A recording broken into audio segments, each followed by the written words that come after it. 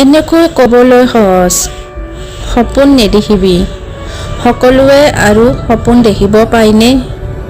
কিন্তু তেনেকৈ কোৱাৰ সলনি যদি এষাৰ উৎসাহ বঢ়োৱাৰ কথা ক'লেহেঁতেন, হয়তো বহুতে নিজৰ সপোনবোৰ মাৰি নেপেলালেহেঁতেন। আমাৰ মনটো সৰু ল'ৰাৰ দৰে ভাবিবলৈ শিকাওক, কোনটো ভুল আৰু কোনটো শুদ্ধ। প্ৰতিটো কথাই নুশুনি বিচাৰ কৰিবলৈ শিকাওক, কিন্তু আঘাত পালে সানি দিয়ক মলম।